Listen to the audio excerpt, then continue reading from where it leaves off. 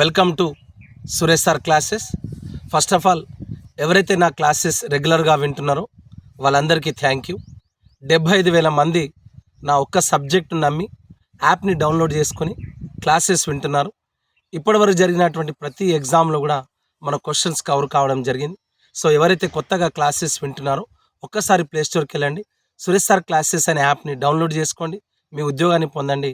I wish all the best. ఇప్పుడు నేను చెప్పబోయేటటువంటి topic ఏంటంటే 150 మార్క్స్ పేపర్ మనకు త్వరలో గ్రూప్ 2 ఎగ్జామ్ జరగబోతుంది. అది మన జాబ్ని డిసైడ్ చేసేటటువంటి సబ్జెక్ట్. ఈ 150 మార్క్స్ చాలామంది నిన్న ఫోన్ చేసి, సార్ మాకు సాలార్జంగ్ సంస్కరణలు దొరకలేవు, సాయుధ పోరాటం ఎక్కడ దొరకలేదు. ఈరోజు కూడా ఫోన్ చేసి సాయుధ పోరాట తొలి అమరుడు అంటే ఎవరు, తొలి అమరుడు అంటే తేడా ఏంది.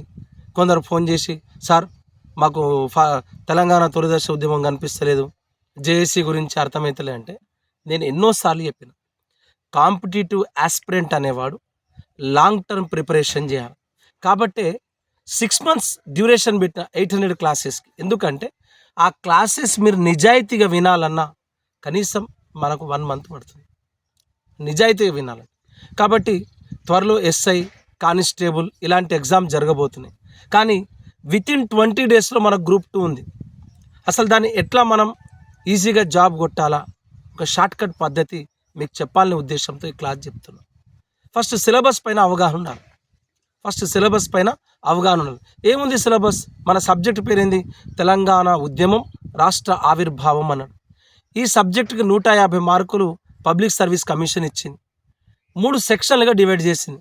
నంబర్ 1 తెలంగాణ భావన, నంబర్ 2 తెలంగాణ భావన అనేది ఎప్పటి నుండి కూడా డేట్ స్పష్టంగా ఇచ్చింది.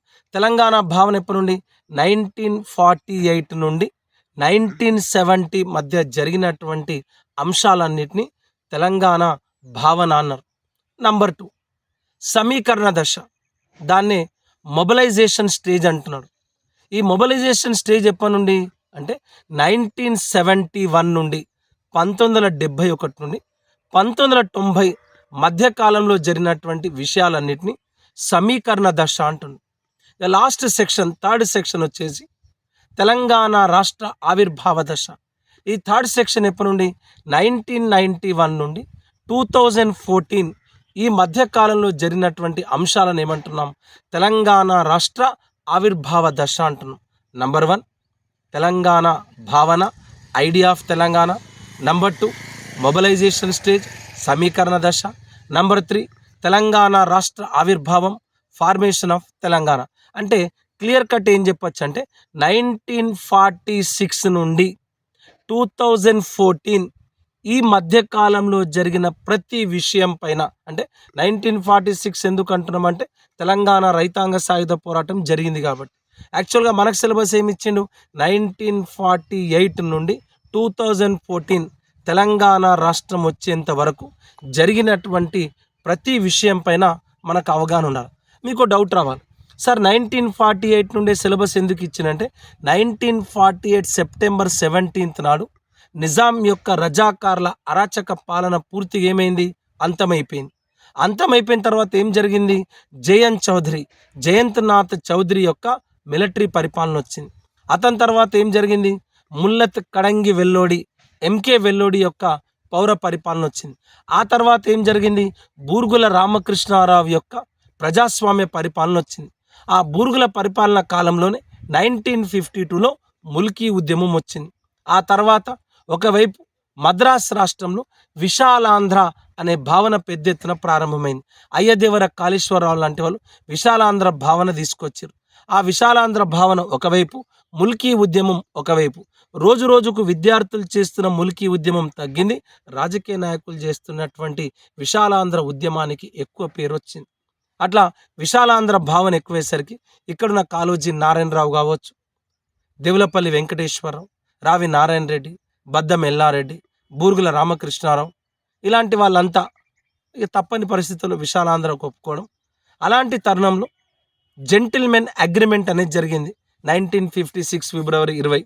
దాన్నే మనం పెద్ద మనుషుల ఒప్పందంగా చెప్పుకున్నాం. ఆ పెద్ద మనుషుల ఒప్పందం జరగడం ఢిల్లీలో హైదరాబాద్ హౌస్లో జరగడం, 14 అంశాలపైన జరగడం, దాని రాజ్యాంగంలో నోట్ ఆన్ సేఫ్ గార్డ్స్గా రాయడం. 1956 నవంబర్ 1 నాడు హైదరాబాద్ రాష్ట్రంలో ఉన్నటువంటి తెలంగాణ ప్రాంతంలో ఉన్నటువంటి 9 జిల్లాలు మద్రాసు నుండి విడిపోయి ఆంధ్ర రాష్ట్రంగా ఏర్పడ్డటువంటి ఆంధ్ర సీడెడ్ అంటే రాయలసీమ ప్రాంతాలు ఆంధ్ర రాష్ట్రంగా ఏర్పడ్డాయి. ఆ ఆంధ్ర రాష్ట్రం ప్లస్ హైదరాబాద్లోని 9 జిల్లాలు ఏకమై ఆంధ్రప్రదేశ్గా అవతరించింది. 1956 నవంబర్ 1 ఆంధ్రప్రదేశ్ రాష్ట్ర అవతరణ జరిగింది. రాష్ట్రం ఏర్పడ్డాక ఏం జరిగింది? మనకు రావాల్సిన సీఎం పదవి రాలే, మనకు రావాల్సిన డిప్యూటీ సీఎం పదవి రాలే, టీఆర్సీ ఏర్పాటు జరగలే, ఉద్యోగాల్లో మనకు అన్యాయం జరిగింది, ఉప ముఖ్యమంత్రి పదవి చేతికి 6,000 అని చెప్పేసి ఇక్కడున్నటువంటి నీలం సంజీవ్ రెడ్డి లాంటి వాళ్ళు మనల్ని అవమానించడం జరిగింది.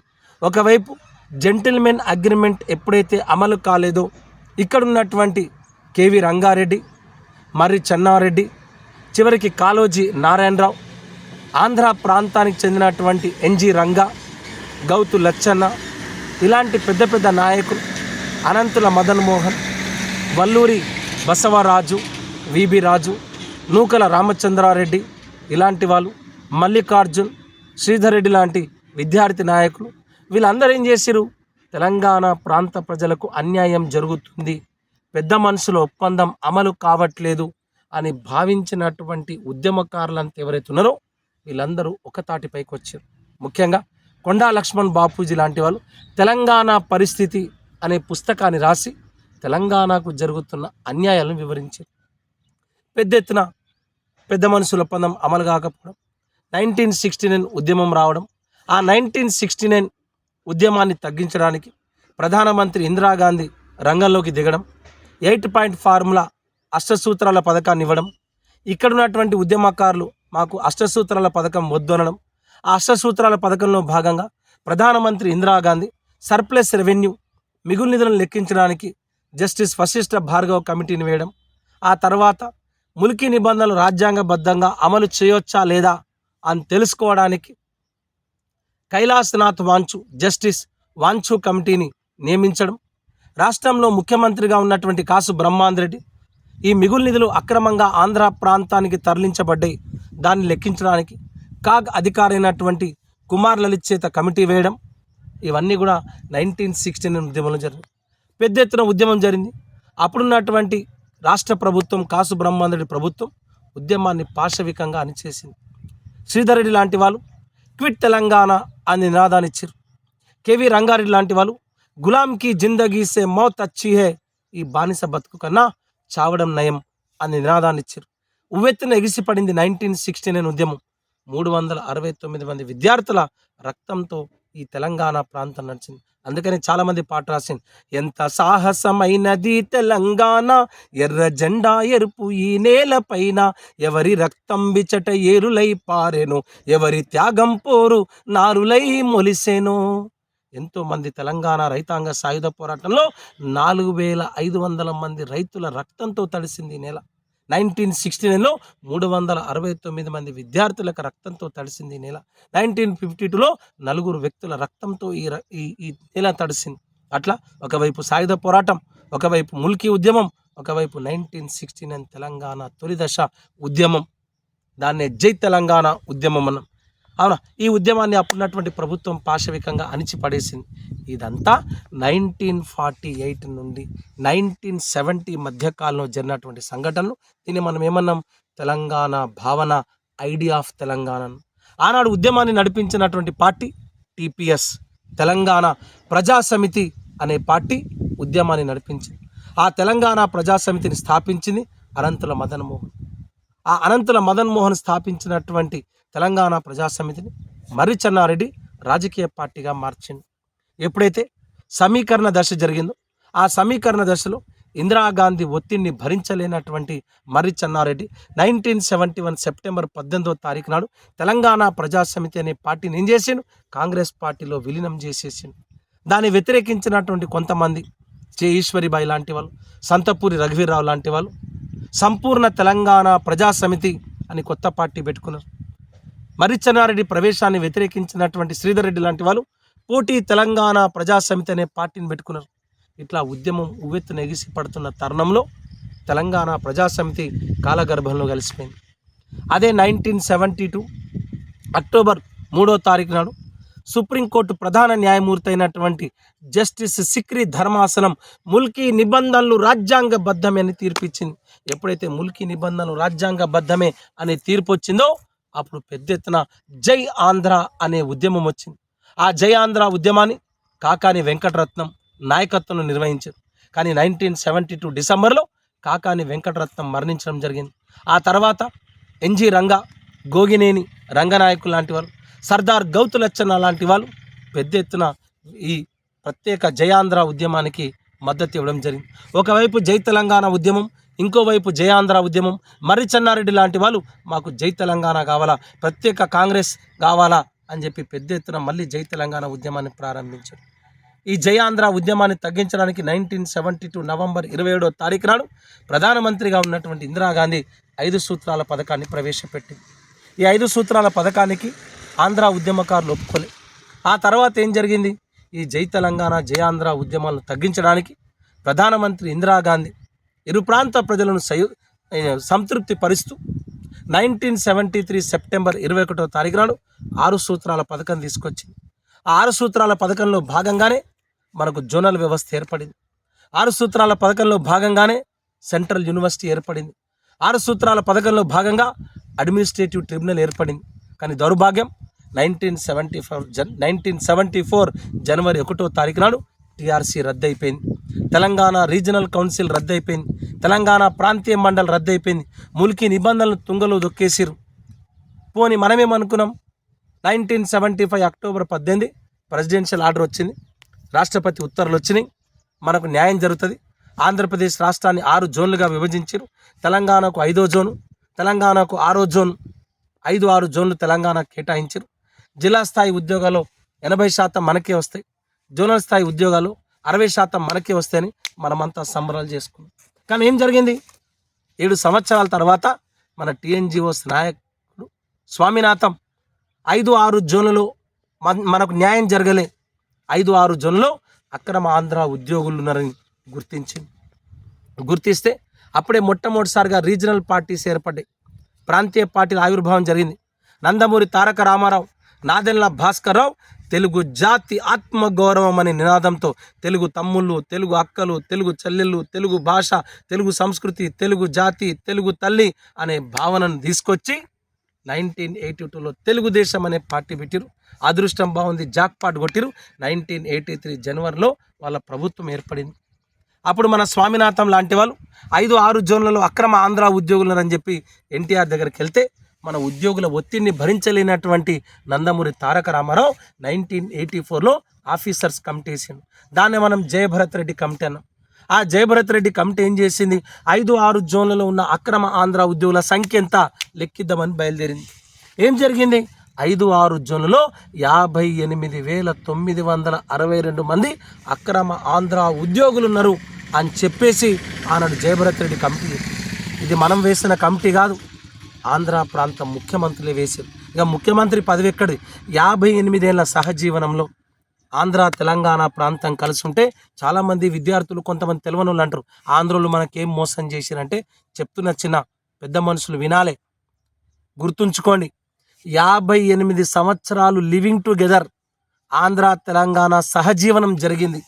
ఈ సహజీవనంలో 4.5 సంవత్సరాలు తెలంగాణ ప్రాంతానికి చెందిన వాళ్ళు ముఖ్యమంత్రి అయితే 53.5 సంవత్సరాలు ఆంధ్ర ప్రాంతానికి చెందిన వాళ్ళు ముఖ్యమంత్రి అయ్యారు. ఇక నువ్వే ఆలోచించు, కేసీఆర్ ఒక 10 ఏళ్ళు ముఖ్యమంత్రి అయితేనే గజ్వేలు, సిరిసిల్ల, సిద్దిపేట ఓ సూపర్ సూపర్ సూపర్ అన్నారు.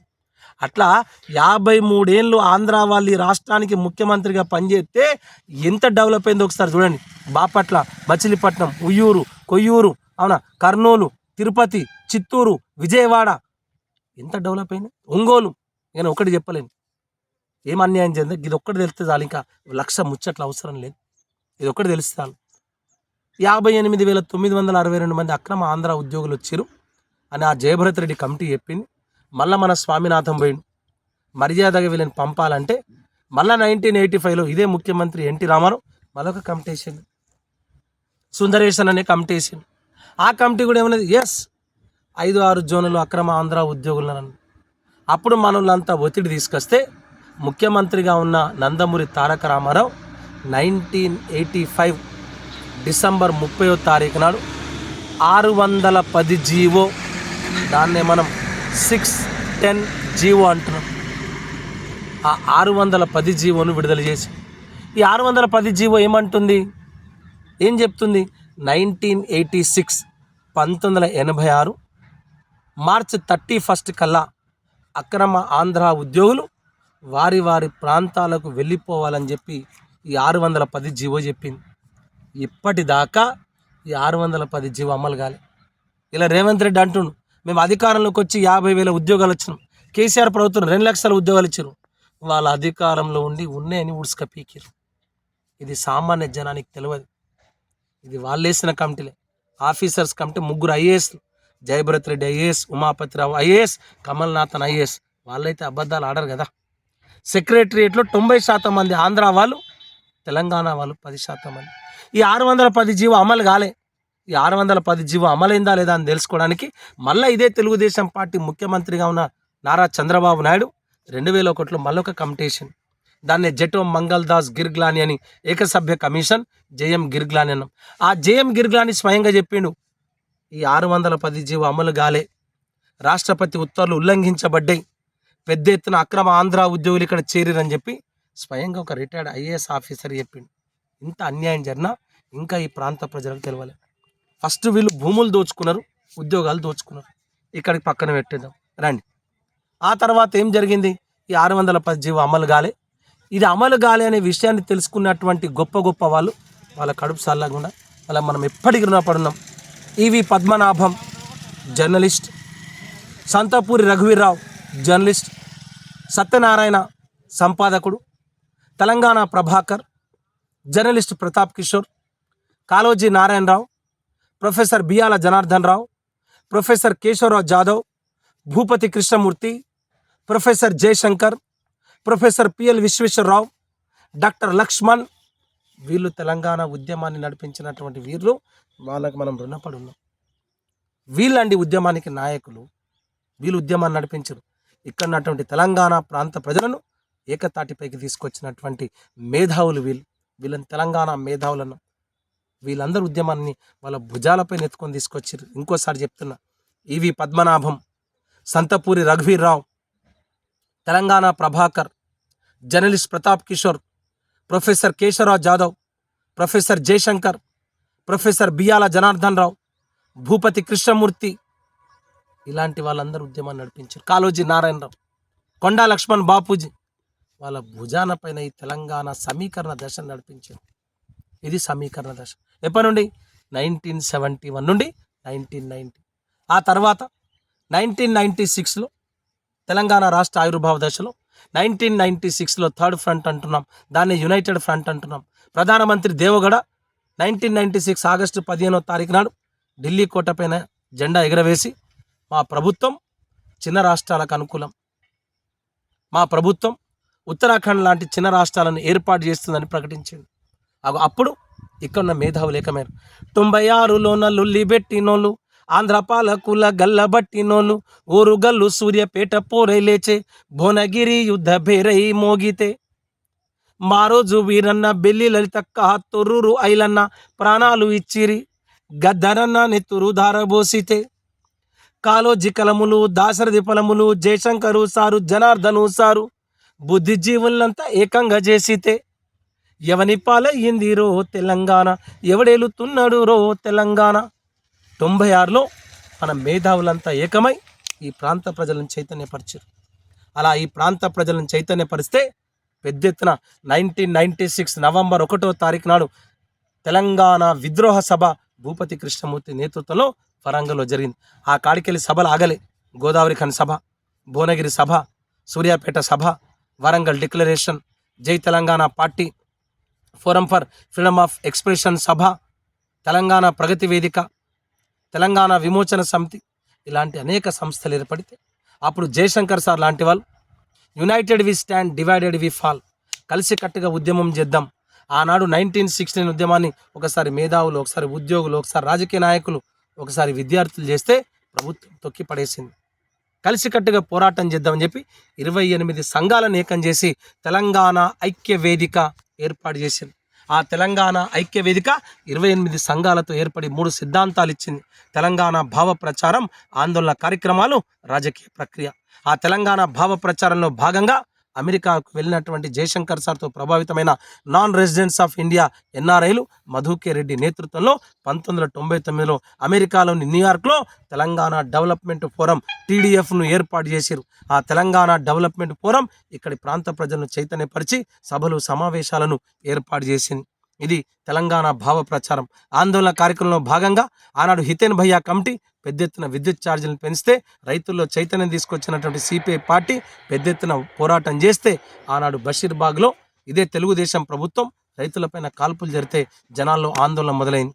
అప్పుడు రాజకీయ ప్రక్రియలో భాగంగా ఒక రాజకీయ నాయకుడు కావాలని చెప్పేసి జయశంకర్ సార్ పి జనార్దన్ రెడ్డిని ఒప్పుకుంటే ఆయన ఒప్పుకోలే. నాకు కన్నతల్లి లాంటి పార్టీ కాంగ్రెస్ పార్టీ, దానికి వెన్నుపోటు ఒడవలేనన్నాడు. ఆ తర్వాత ఇదే డిప్యూటీ స్పీకర్గా ఉన్నటువంటి కల్వకుంట్ల చంద్రశేఖరరావు సిద్దిపేట ఎమ్మెల్యే ఒకవేళ గనక విద్యుత్ ఛార్జీలు పెంచితే రైతుల గోచి ఊచిపోతుందని చెప్పేసి బహిరంగ ప్రకటన చేయడం, అప్పుడు సంతపూర్ రఘువీరావు లాంటి వాళ్ళు కేసీఆర్ని ఉద్యమంలోకి ఆహ్వానించడం, జయశంకర్ సార్ యొక్క సిద్ధాంత ప్రభావంతో ఉద్యమంలోకి వచ్చినటువంటి కేసీఆర్ తెలంగాణ రాజకీయ ఉద్యమంలో తెలంగాణ రాష్ట్ర ఏర్పాటు ప్రక్రియలో భాగంగా 3వ సిద్ధాంతమైనటువంటి రాజకీయ ప్రక్రియలో భాగంగా తెలంగాణ రాష్ట్ర సమితి TRS అనే పార్టీని 2001 ఏప్రిల్ 27 కొండా లక్ష్మణ్ బాపూజీ నివాసమైనటువంటి జలదృశ్యంలో ఏర్పాటు చేయడం, ఆ తర్వాత అనేక సభలు సమావేశాలు కార్యక్రమాలను ఏర్పాటు చేయడం, 2001 నుండి 2004లో పొత్తులు కాంగ్రెస్తో పొత్తు పెట్టుకోవడం, 2005లో ప్రణబ్ ముఖర్జీ కమిటీని ఏర్పాటు చేయడం, 2006లో తెలంగాణ కొరకు మంత్రి పదవులకు ఆలే నరేంద్ర, తెలంగాణ సాధన సమితి TRS పార్టీకి చెందినటువంటి కేసీఆర్లు రాజీనామాలు చేయడం, ఆ తర్వాత 2009లో ప్రభుత్వ ఏర్పాటు జరగడం, ఎన్నికలకు ముందు వైఎస్ రాజశేఖర రెడ్డి రోషే కమిటీని ఏర్పాటు చేయడం, 610 జీవోను అమలు చేస్తానని మాట ఇవ్వడం, ఇక్కడ ఉన్నటువంటి ప్రతిపక్షాలన్నీ మహాకూటమిగా ఏర్పడి టీడీపీ, TRS, CPI, CPM 4 పార్టీలు మహాకూటమిగా ఏర్పడితే వైఎస్ వాగ్దాటికి వైఎస్ ఛత్రతకు ఎదుర్కోలేక ఓటమి పాలైనాయి. 2009 సెప్టెంబర్ 2 వైఎస్ రాజశేఖర రెడ్డి మరణం. వైఎస్ రాజశేఖర రెడ్డి మరణంతో ఒక్కసారి ఉద్యమం తిరిగింది. అప్పుడు మనం పుస్తకాలన్నాం. 2009 October 9 supreme court Hyderabad free zone అనే తీర్పు ఇచ్చింది. ఆ హైదరాబాద్ ఫ్రీ జోన్ అనే తీర్పు వల్ల పెద్ద ఎత్తున ఉద్యమం ప్రారంభమైంది. అప్పుడు వచ్చినటువంటి కేసీఆర్ ఉద్యోగ గర్జన సభను ఏర్పాటు చేస్తారు. ఉద్యోగులంతా సిద్దిపేటలో 2009 అక్టోబర్ 21 నాడు ఉద్యోగ గర్జన సభ ఏర్పాటు చేస్తే ఆ ఉద్యోగ గర్జన సభలో మనోళ్ళు ఏమన్నారు, ఇక్కడ ఉన్నటువంటి ఆ సభకు వచ్చినటువంటి గెస్ట్ ఆంధ్ర ప్రాంతం శ్రీకాకుళంకి చెందిన అఖిల భారత ఆర్య సమాజ్ జాతీయ నాయకుడైనటువంటి అధ్యక్షుడైన స్వామి అగ్నివేష్ తెలంగాణ ఉద్యమానికి మద్దతు ఇచ్చాడు. ఆ సభకే వచ్చినటువంటి కేసీఆర్ తెలంగాణ వాలే జాగో, ఆంధ్ర వాలే భాగో, హైదరాబాద్ ఫర్ హైదరాబాదీస్ అని నినాదాలు వచ్చినాయి. తెలంగాణ వచ్చుడో కేసీఆర్ సచ్చుడో అన్ని నినాదాలు పెద్ద ఎత్తున రావడం జరిగింది. ఉద్యోగ గర్జన సభ విజయవంతం కావడం, ఆ తర్వాత కేసీఆర్ 2009 నవంబర్ 29 నాడు తెలంగాణ కొరకు రంగధాంపల్లో ఆమరణ నిరాహార దీక్షకు సిద్ధమని ప్రకటించడం, కేసీఆర్ను అలుగునూరు చౌరస్తాలో అరెస్ట్ చేయడం, ఖమ్మం జైలుకి తీసుకెళ్లడం, అక్కడ దీక్ష ప్రారంభం కావడం, అప్పుడున్నటువంటి యూపీ అధినేత్రి సోనియా గాంధీ ఆల్ పార్టీ మీటింగ్ను ఏర్పాటు చేయడం, 2009 డిసెంబర్ 7 రోషే నేతృత్వంలో ఆల్ పార్టీ ఏర్పాటు చేయడం, ఆల్ పార్టీ సమావేశంలో 2 పార్టీలు మాకు తెలంగాణ వద్దన్నాయి. ఒకటి MIM పార్టీ, రెండోది CPM పార్టీ. ఈ 2 పార్టీలు మాకు తెలంగాణ వద్దని ఏకతాటిగా చెప్పింది. మిగతా పార్టీలు తెలంగాణకు ఓకే అని, లోక్సత్తా పార్టీ తటస్థ వైఖరి అవలంబించింది. 6 పార్టీలు ఓకే అని. అప్పుడు 2009 డిసెంబర్ 9 సోనియా గాంధీ జన్మదినం నాడు తెలంగాణకు అనుకూలంగా తొలి ప్రకటన వచ్చింది. Telangana state process is being to be initiated, later bill will be sent to assembly. Telangana రాష్ట్ర ఏర్పాటు ప్రక్రియను ప్రారంభిస్తున్నాం, ఆ తర్వాత బిల్లును అసెంబ్లీలో ప్రవేశపెడతాం అని చెప్పేసి అన్నారు. అనగానే తెలంగాణ మొత్తం సంబరాలు మొదలైనవి. ఆ తెలంగాణ సంబరాలు మొదలైతే ఆంధ్ర పెట్టుబడిదారుల ఒత్తిడికి తలొగ్గినటువంటి సోనియా గాంధీ 2009 డిసెంబర్ 23వ తారీఖు నాడు తెలంగాణకు వ్యతిరేకంగా 2వ ప్రకటన చేసింది. ఏంది ప్రకటన సారాంశం? మొదట బిల్లును అసెంబ్లీకి పంపిస్తాం, అసెంబ్లీలో బిల్లు పాస్ అయితే ఆ తర్వాత రాష్ట్ర ఏర్పాటు ప్రక్రియ ప్రారంభిస్తాం. ఈ జన్మల బిల్లు పాస్ అవుతుందా? ఈ జన్మల కాదు. ఆంధ్ర శాసనసభ్యుల సంఖ్య 175. తెలంగాణ శాసనసభ్యుల సంఖ్య 119, 119. ఈ జన్మల బిల్ పాస్ కాదు. అది కాని ముచ్చటని దీన్ని గ్రహించినటువంటి ప్రొఫెసర్ జయశంకర్ సార్ దేవుడండి. కన్నుల్లో ఆవేశం కదలాడే రుద్రుడు, ఆధిపత్య శక్తులపై అతను వీరభద్రుడు, ఆలోచన అవసరాన్ని తెలిసినా నిబద్ధుడు, తెలంగాణ కనుగొన్న అతను మరో బుద్ధుడు, తెలంగాణ చెరువు తీరు మన జయశంకరు సారు, అలుగు దుంకి పారు పదునైన మాట జోరు, పాలు పోసుకున్న పజ్జొన్న కంకులల్లా, పైకి ఎగిరే ఆ పాల పిట్టలల్లా, మీ ఆశయాల తీరు కనిపించే ఆనవాలు, ఉద్యమం అంటేనే ఉరికెత్తే ప్రవాహం, మర్కజీ హై స్కూలులోన మంటలు మాట్లాడే, సిటీ కాలేజీలో ఓ నెత్తురు కొట్లాడే, గైరు ముల్కి గోబ్యాక్ అని ముందు కురికినాడు, నిద్రపోని రాత్రివై నిప్పులు చెరిగాడు, తెలంగాణ చెరువు తీరు మన జయశంకరు సారు, అలుగు దుంకి పారు పదునైన మాట జోరు, పాలు పోసుకున్న పజ్జొన్న కంకులల్లా, పైకి ఎగిరే ఆ పాల పిట్టలల్లా. అప్పుడే తెల్లారే కేసీఆర్ను పట్టుకొని జానారెడ్డి ఇంటికి వెళ్ళి 2009 డిసెంబర్ 24 6 రాజకీయ పార్టీలను ఏకం చేసి తెలంగాణ పొలిటికల్ జేఏసీని ఏర్పాటు చేసింది. జేఏసీ అంటేనే జయశంకరు సారు. అలా 6 రాజకీయ పార్టీలతో జేఏసీ ఏర్పడితే 2 పార్టీలు బయటపడ్డాయి. టీడీపీ కాంగ్రెస్ పార్టీలు బయటపడితే ఆ తర్వాత ప్రొఫెసర్ కోదండరాం జేఏసీ కన్వీనర్గా, మల్లేపల్లి లక్ష్మయ్య కో కన్వీనర్గా, పిట్టల రవీందర్ కోఆర్డినేటర్గా ఈ జేఏసీ అనేక కార్యక్రమాలు చేసింది. సడక్ బంద్, సాగరహారం, మిలియన్ మార్చ్, పల్లె పట్టాలపైకి, సకల జన భేరి, ఇలాంటి అనేక కార్యక్రమాలు, సడక్ బంద్, సత్యాగ్రహ దీక్ష, సంసద్ యాత్ర, సమర దీక్ష, ఇలాంటి అనేక కార్యక్రమాలు చేసింది. ఆ కార్యక్రమాల ఫలితమే మనం అనుభవిస్తున్నటువంటి తెలంగాణ. అనేక ఉద్యమాల తర్వాత పార్లమెంట్లో బిల్లు పెట్టారు. 2014 ఫిబ్రవరి 18 లోక్సభలో సుష్మా స్వరాజ్ మద్దతుతో ఆనాడు తెలంగాణ బిల్ పాస్ అయింది. 2014 ఫిబ్రవరి 20 ప్రతిపక్ష నాయకుడైనటువంటి అరుణ్ జైట్లీ తెలంగాణ బిల్లుకు మద్దతు ఇస్తే లోక్సభలో సుష్మా స్వరాజ్ మద్దతు ఇవ్వడం, స్పీకర్గా ఉన్నటువంటి మీరా కుమార్ తెలంగాణ బిల్లును పాస్ చేయడం, రాజ్యసభలో డిప్యూటీ స్పీకర్గా ఉన్నటువంటి PJ Kurien Telangana bill is passed అనగానే తెలంగాణలో సంబరాలు ప్రారంభం కావడం, 2014 మార్చి 1 రాష్ట్రపతిగా ఉన్నటువంటి ప్రణబ్ ముఖర్జీ సంతకం పెట్టడం, అప్పుడే రాష్ట్రపతి పాలన ప్రారంభం కావడం, తెలంగాణలో ఎన్నికలు జరగడం, 2014 ఏప్రిల్ 30 ఎన్నికలు, మే 16 ఫలితాలు, ఆ ఫలితాల్లో 11 ఎంపీలు 63 ఎమ్మెల్యేలతో టీఆర్ఎస్ పార్టీ తెలంగాణ రాష్ట్ర సమితి పార్టీ ప్రభంజనాన్ని సృష్టించడం, 2014 జూన్ 2 కేసీఆర్ ముఖ్యమంత్రిగా బంగారు తెలంగాణ లక్ష్యంగా తొలి రాష్ట్ర ప్రభుత్వ ఏర్పాటు జరిగింది. బంగారు తెలంగాణ నినాదంతో కేసీఆర్ నేతృత్వంలో తొలి ప్రభుత్వం ఏర్పాటైంది. ఈ ప్రభుత్వం ఏర్పడ్డ తర్వాత ఎన్నో కొత్త ఆశలతో ఏర్పడినటువంటి ప్రభుత్వం 10 సంవత్సరాల కన్నా ఎక్కువ నిలవలే. ఎందుకు నిలవలే? ఆనాడు మనం ఉద్యమంలో నేర్చుకున్న పాట ప్రభుత్వం గుర్తించలే. ఇలా రేవంత్ రెడ్డి ప్రభుత్వం తెలంగాణ రాష్ట్ర గేయంగా ప్రకటించింది. జయ జయ హే తెలంగాణ జననీ జయకేతనం, ముక్కోటి గొంతుకలు ఒక్కటైన చేతనం, తరతరాల చరిత గల తల్లి నీరాజనం, 10 జిల్లల నీ పిల్లలు ప్రణమిల్లిన శుభతరుణం, జై తెలంగాణ జై జై తెలంగాణ, జై తెలంగాణ జై జై తెలంగాణ, పోతనది పురిటి గడ్డ రుద్రమది వీరగడ్డ, గండర గండడు కొమరం భీముడే నీ బిడ్డ, కాకతీయ కళాప్రభల కాంతిరేఖ రామప్ప, గోలుకొండ నవాబుల గొప్ప వెలుగే చార్మినార్, జై తెలంగాణ జై జై తెలంగాణ, జై తెలంగాణ జై జై తెలంగాణ. ఈ తెలంగాణ ఒక్కరు ఉద్యమం చేస్తే రాలే. మణిదర్శి ఉద్యమంలో పెద్ద ఎత్తున ఆత్మార్పణ చేసుకో, శ్రీకాంతాచార్య లాంటి వాళ్ళు పేరు మీద శరీరం ముద్దలు కింద పడుతుంటే జై తెలంగాణ అన్నారు. యాదిరెడ్డి లాంటి వాళ్ళు, సిరిపురం యాదయ్య లాంటి వాళ్ళు, పెద్ద ఎత్తున తెలంగాణ భోజ్య నాయకులు లాంటి వాళ్ళు, కానిస్టేబుల్ కిష్టే లాంటి వాళ్ళు శ్రీకాంతాచారి శరీరం ముద్దలు కింద పడుతున్నా కూడా నాకు తెలంగాణ కావాలి, జై తెలంగాణ అని నినాదం ఇచ్చాను. కవులు, కళాకారులు, రచయితలు, మేధావులు, కుల సంఘాలు, ప్రజా సంఘాలు, విద్యార్థులు, ఉద్యోగులు, రాజకీయ నాయకులు, మేధావులు అందరు కలిస్తే ఏర్పడిందే తెలంగాణ. జై తెలంగాణ.